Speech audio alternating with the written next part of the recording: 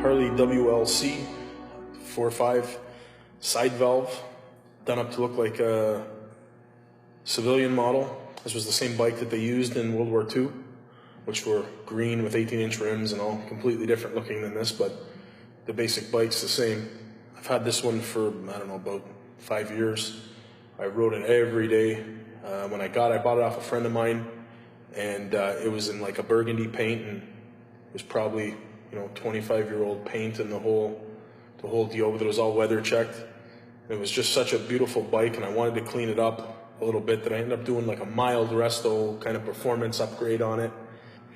I started off by adding a dual link front brake, like a dual actuating, similar to like the old racing Triumph brakes. It's made by a company in Poland.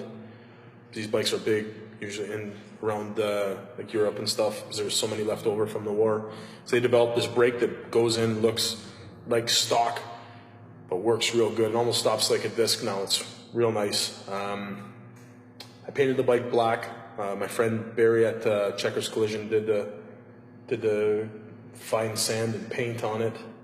Turned out real good, and I added the emblems because we had different stickers on it before. Did a whole bunch of chroming, like the seat post and new primary and a bunch of stuff like that. A friend of mine in Port Dover, Bill at 4.5 Performance, always was telling me about how much power they get out of the motors with all the relieving and the different carburetors and stuff. And I didn't want to change the bike too much from original looking, because I think you can't really improve on this too much.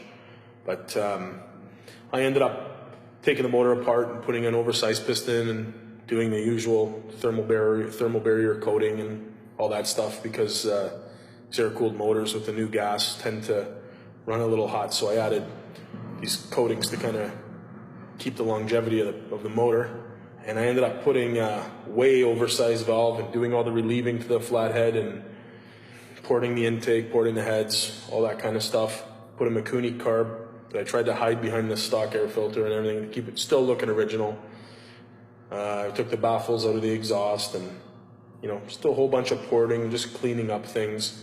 And the bike ended up, by the time I finished gearing everything, it's probably the only 4.5 I've ever seen that does wheelies and spins a tire and the whole deal, which was my goal.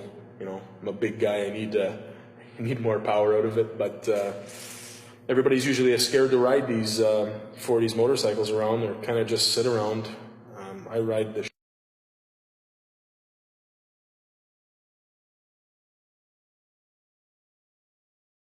out of this thing is every chance I get, and I try to break it every time I'm on it, and it seems to keep on going. I'll probably break before the bike, but it's a pretty good design. They started in I believe it was 29 to 73 they ran these motors. Bulletproof motor. They used them in the 3-wheel Servi cars and everything then. The only thing they really need to improve on is the 3-speed tranny, which you can put a different 4-speed in it, but too much cutting to the bike and ends up ruining it. So we've left it all original like that and just played with the sprockets to get a little more highway speed out of it. There's a lot of aftermarket pieces on it, but it's all replica stuff to look like the original 40 stuff. Tried to keep it as much original Harley stuff as possible. Okay, yeah, the front end is the Canadian military bikes and normal knuckleheads of that generation in the 48 pan alone use the same style springer as this. What separates the Canadian bikes from the US bikes is the where the rockers are on the lower on the bottom of the springer. The military 4.5s and US 4.5s, the rockers are on the inside. This one uses what's unique to the Canadian one is it uses the spring is the same as like a big twin knucklehead, stuff like that. It's got the same rocker design and everything, which is probably one of the best looking front ends ever made. This one's been chromed. This generation, they were usually black, but my friend Ernie, who owned this bike before me, he did a lot of chroming way back when he first put the bike together. And I didn't want to chrome too much more. I chromed a few little bits and pieces, but the black adds a nice contrast to it, If I ever redo this bike, I'll probably just strip the chrome off the front and go back to black, but it's a pretty neat looking front end the way it is.